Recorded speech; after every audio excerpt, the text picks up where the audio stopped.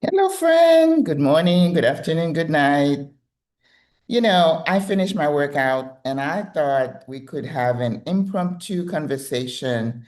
People ask me all the time, Maggie, why did you use Panama? Why Panama? How did you come to that conclusion? Well, today's the day I'm going to spill the tea. I'm going to tell you. Anyway, if it's your first time seeing me, I'm Maggie. I am a retired nurse practitioner. I have been here in Panama maybe just a few weeks away from 3 years and absolutely loving it still. So, yes, I can understand why you'd be curious. I'm also the creator of SWRA, Single Women Retiring Abroad, a group of sassy older women who have decided consciously to make Panama their home as they spend the rest of their time here. And we are on a quest to create community, sisterhood, care for each other as we age.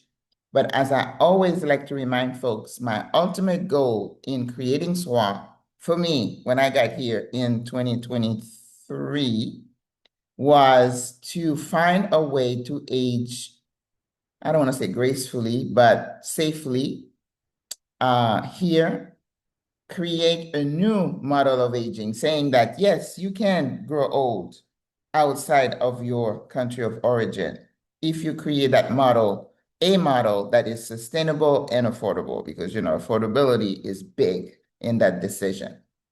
So if any of this sounds of interest to you, I have a YouTube channel. You're watching me on YouTube. I also have a Facebook group where we share information. So if you want to see more of my content, please subscribe to the channel, give this video a thumbs up, and welcome to the familia. Okay. And I can understand how difficult it is for anyone looking down on their later years, because we don't know how long we have, and decide, you know what? I can't stay here for whatever reason. I just finished my workout. And yes, we work out. That is part of growing gracefully, healthily, right? The decision to move abroad, I always say it's really difficult. It's not a walk in the park.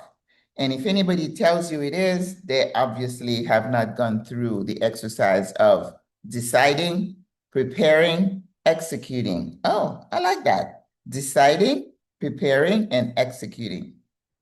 It takes planning.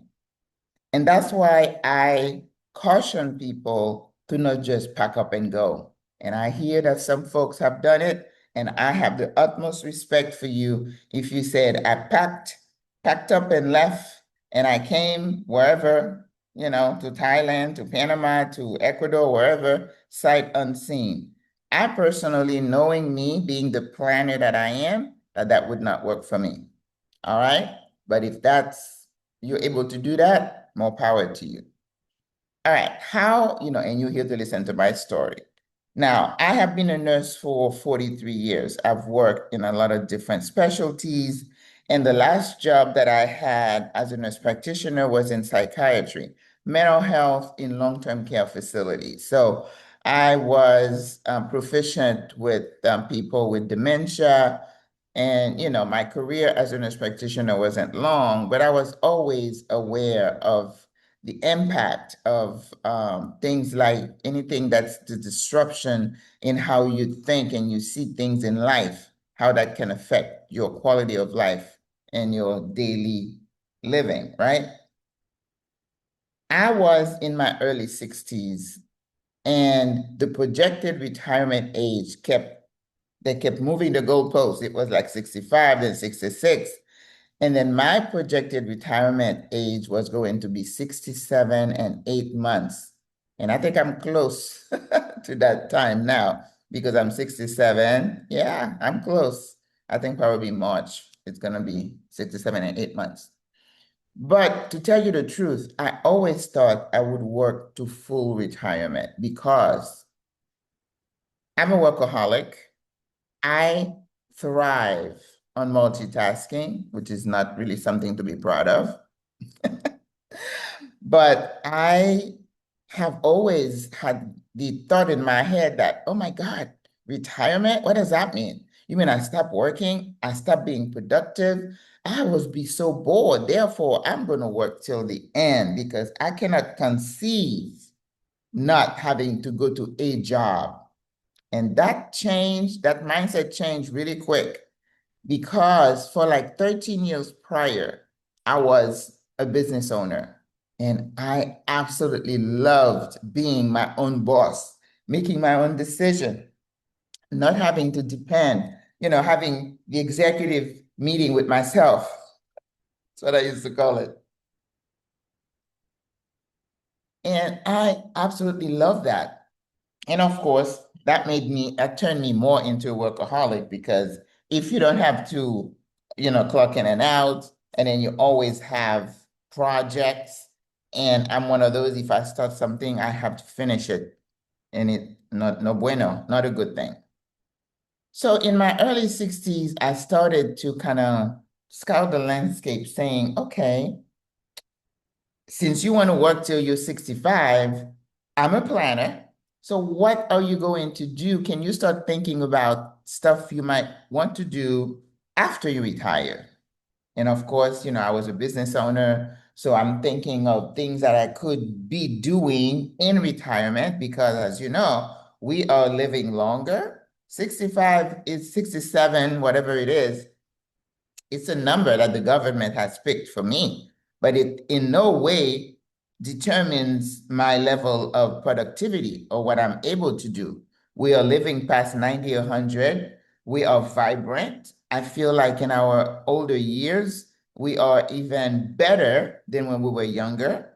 And once the kids are grown, you don't have the pressure of keeping with the Joneses, with the cars and the homes, then you're freer to be creative, explore. So I personally feel, and I'm not the only one who thinks that. So I started thinking about things that I could be doing that might be, would keep me a workaholic in a good way. Something that I love to do because that's what you do in retirement. You get to do things that you want to do, not because you have to do it, right? For a paycheck, for example. But I think one thing happened that kind of hastened, fast track that thought process. You know what it was? COVID. Well, COVID has changed a lot for a lot of people because we started seeing people drop dead around us. Healthy, people we thought as healthy, capable, productive, just, and that sense of helplessness, because we really didn't know what we were dealing with at the time. Where I worked at that time, we were being asked to reuse masks, to spray masks with Lysol. We had no idea what that virus was. And I caught COVID. I was in the hospital for 3 days. Thankfully, I did not do as bad as some other folks because I'm here. I live to talk about it. I wasn't on a ventilator. Thank you, Lord. I didn't have multi-system involvement. My oxygen level dropped a little bit, and then they gave me some medication. I forgot what it was, but it took me maybe a week or two when I got home and I recovered. And I am grateful because I'm here talking to you. But what COVID did was bring to the fore the idea that tomorrow is not promised. That was one thing. Whatever you want to do, do it now because you don't know how long you have. That should have always been the thing, but we just get so caught up in the day-to-day and the pressure of life and producing and making money, and we just forget. And what I always say, when you're on that Ferris wheel of life, you don't stop long enough to think about anything. So sometimes if I'm in bed and I start to think about retirement, but then I'm so tired, I fall asleep. So there is no active, deep thinking that goes on. I know you can relate to that. But after COVID, it was like, wow, we really need to stop and think and see, who am I? What do I want to do? I don't know if I'm going to be here tomorrow. I don't know if the next virus comes along, if I'm going to be around. Therefore, I need to fast track whatever I wanted to do. So I started thinking, I had COVID in September 2020. And then again, I started thinking really fast. It's like, what would I want to do? And I'm like, okay, maybe I can consider starting a business somewhere outside of the US. Now, I knew the Caribbean wasn't going to do it. And it was at that time, there was that big push, that marketing push to go to Ghana, come home. So I said, let me go check Mother Africa. I think most of us, not all, most of us want to experience the continent. You know, it's on most everybody's bucket list just to visit at least. And I'm a traveler, so some people don't like to travel. I do because I feel like I learn about other folks. I learn about the world when I travel, and it is true. So I booked a flight. I said, okay, I'm going to take, is it 2 weeks? No, actually, I was there almost a month because I had an internship in Ghana. Anyway, it's another story to explain to you how that came around. I think it's in one of my videos about why I chose Panama over Ghana. I'll put a link, not a screenshot. I'm not doing any editing anymore. So I booked up a internship with this lady out of the UK, just as it kind of like was a scouting, but it was just to see. And my curiosity centered around the healthcare system because that's what I know. I'm a businesswoman, but I know healthcare in the US. So I wanted to find out, how is healthcare delivered in Africa? And then I picked Ghana for all the reasons I mentioned. I was there for 3 weeks looking. I wasn't actively doing anything clinical, but I was just looking, asking questions, observing. And after the 3 weeks, we're not going to go into the details. I think I explained that in the other video. I was like, but the impetus, the reason for me to go to Ghana was to check out the landscape, the healthcare system, business, how could they come together? Because I'm a business-minded person. And then I realized all the barriers, all the things that could make it difficult for me: language, culture, mindset, infrastructure. It was like, it's a no-go. But at the same time, I am somebody who's very pragmatic. If I don't have my head in the cloud, if I'm looking for information, when it comes to me, I'm not gonna say, oh, that's not what I expected, therefore. No, no, no. It's like, this is what it is. That's being rational and objective. And I said, it's not going to work. And then I had some time left. I'm like, well, let me check another country. Let me go to Rwanda. Rwanda, I didn't even get a chance to explore business. And of course, I had done, the whole time I'm in Ghana, I'm doing some research, watching YouTube videos of people. There was a young girl who had relocated from the UK. But I understood the barriers, even though it was so easy to start a business in Rwanda compared to Ghana. But still, the language was going to be a major issue. It is a beautiful country. I love the cleanliness, the mountains. Oh my God, it is stunning. But again, the objective person said, the language, the way people stare at you all the time. I went to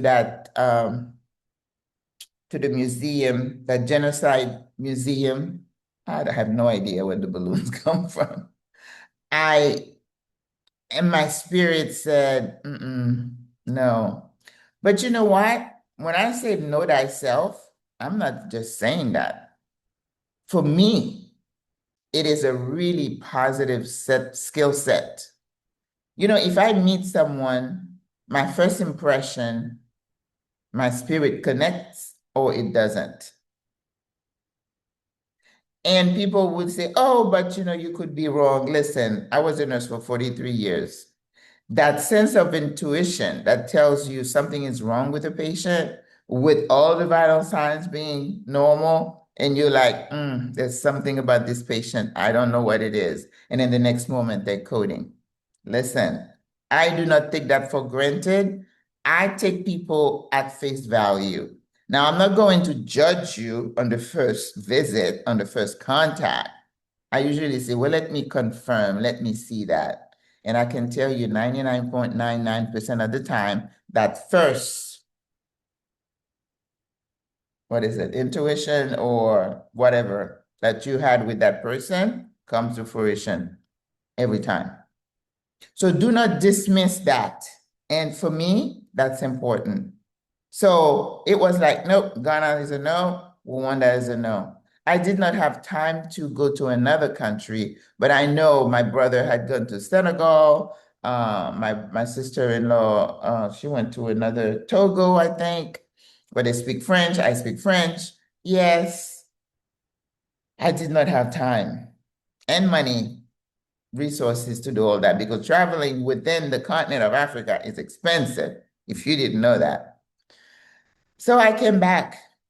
And this is the flexibility of thought also to say, okay, if you try 1, 2, let's go to 3. So that's what I did. Okay, so I guess Africa, I'm going to put that to the side. Even though I have a 5-year visa to Ghana that expires next year, and I'm like, do I need to make another visit? I don't know. But you got to be practical in your decision making. So I came back and I said, okay, but I think during that time in 2019, before COVID, I had come to visit Panama as a bucket list item just because I have so many countries on my list that I've been wanting to visit. Now I've taken off a bunch of them for other reasons. But I remember coming, this was just a vacation. I was a tourist in 2019. And I came. And I remember I booked an Airbnb, I walked around, and I went on a tour with a young woman. She was like maybe 24. And then she was as acting as our guide. And she's talking, she's sun-kissed, her hair, she's just looking so vibrant.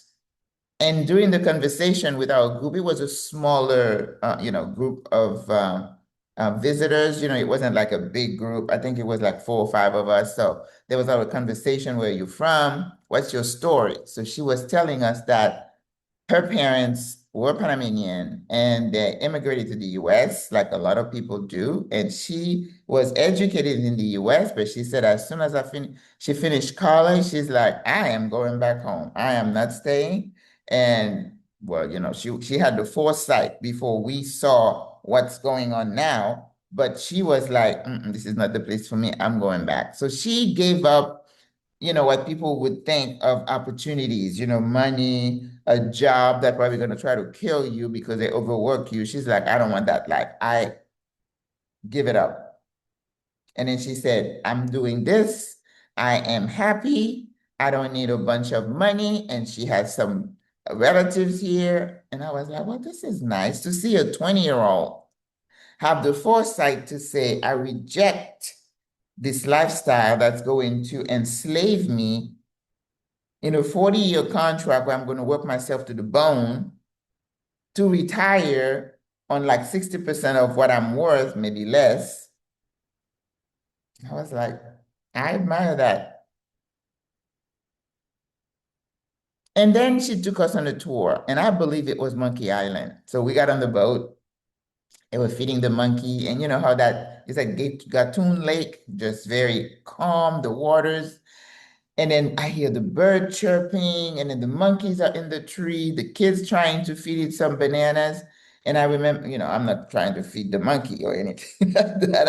I watch them from afar. And I remember sitting there saying, wow. And you know what? So many people tell me the same thing. There is something about the air in Panama. And one sister told me she had read a study about why there is that sense of calm and distress that happens when you get here, when you hit this land. I'm telling you, I don't know what it is, but I sat in that boat and I was like, I like this feeling. And I hadn't seen it out of the country. Nope. I was seeing the sky, the lake, the trees, I heard the birds, I looked at the monkeys, and for some reason, my soul connected. Why are you crying, Maggie? I'm such a crybaby. I used to be a crybaby when I was younger, and I got tough because you have to be tough when you work in the business world. And now I'm being a crybaby again. But that connection that I felt to the place, the here and now, the moment was so strong. And even when I went back home, I remember that. I hung onto that. So when I went to Africa after COVID and I returned, for some reason that came back to mind and said, well, Maggie, do you remember the feeling you had when you went to Panama? Why don't you check it out again? And I forgot to say, after the girl finished the tour, she took us somewhere for lunch.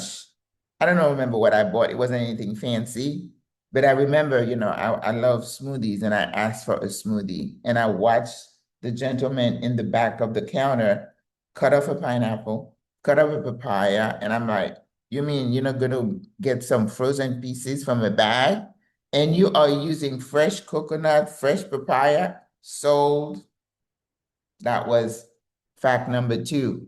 Not only did I connect to the place, the spirit of the country, but that freshness of the food. And I walk around, everything is green and lush. So it was like the connections got stronger and stronger. So I went home and then I was like, okay, maybe I'm onto something here. So research, research, research, research, confirmation, confirmation, confirmation. Spanish, I speak Spanish. US dollar, warm temperature, because I'm not wearing any coat in my old age. I refuse. I refuse to be cold. Food, freshness, the sun. I love to be in the sun. Vitamin D, my vitamin D levels were really good during COVID. One reason I did well, I guess. So it was like, my research was like, check, check, check, check. Visa. So when they say I only needed to show $1,000 to qualify, even though I was not at retirement age, when I look at cost of living, rental, the fact I don't need to wear a lot of clothes, I don't need a car. So it became more and more possible for me to say, then Panama makes sense. And it's not all the way in Asia where I have to fly 20 some hours to get someplace where people speak languages I don't understand. That's me. I didn't want to go to Thailand. Thailand was not an option for me. So the confirmations kept coming and I kept saying, oh, oh, oh, oh, political stability. And I came back 3 more times, well, 2 more times to visit, to confirm, because that is a major decision, sis. If I tell my family I'm going to Panama and they know it's only about 3 hours for them to come see me or for me to come and visit, it's a little bit less definite than saying you go into Thailand where you got to travel for 24, 36 hours to get there. Nobody would come visit me. It would be like, okay, you move to the Holy Land somewhere and you're going to stay there and die there. So that's how Panama became my number 1 choice. And I want to tell you as I close that I felt, I was happy that I took the time to listen to my gut, to put, to get on my, to walk to the places that I wanted to assess, investigate. I am happy that I was objective enough to say, oh, this is not going to work. Because sometimes you try to convince yourself that something is going to work when the facts tell you no, but you're going by emotion. And we are emotional beings, especially as women. La, la, la, la, la. No bueno. Listen, look at the facts. And I did that, and I am glad I did. And I returned 2 more times. I went through one of those trips. I took 3 weeks and I traveled throughout the country just to investigate. Is it really true all across the board? Is Panama really this country where people are happy and welcoming? And then it was like, check, check, check. And that's what a scouting trip does for you. I think you need to do more than one, but that's me.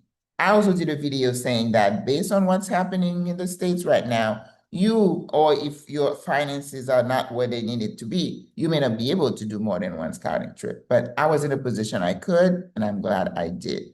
And the other thing I did is what to look at that Social Security, which is going to be a big part of my retirement, and say 67 and 8 months. What if I decide to do it now? 62, the earliest you can retire. Yeah, they dock me 500 some dollars a month. I'm like, oh, that's okay. The math be mathing. And I knew I was going to have to change my lifestyle. And I'm not somebody who's hung up on status and things. I have to drive a car and this. I have transitioned so easily without a car. I go to the store, I put things in my backpack. And I'm like, if some people would see me, I used to wear suits all the time, but you got to be okay with that. So it's a mindset, it's a mind shift that you don't need the approval of people who don't pay your bills. You can live more simply. You can be welcoming and embrace different things, different cultures. Embrace the mañana, the slow pace of things. You've been running all these years. What has it done for you? High blood pressure, obesity, stress, depression, anxiety. Come on, stop it. So I want to tell you that the fact that I took the time to investigate has served me well. And that is a major factor in your ability to embrace your new life for longevity. That it's not, you're not going to be somebody who's going to say, oh, I'm going to try Panama. Oh, if it doesn't work, I'm going to go to Mexico. Oh, if it doesn't work, sis, all that hopping around is costly. So when you see me happy, looking pretty good for my age, I did put some work. And I think the work you do before is going to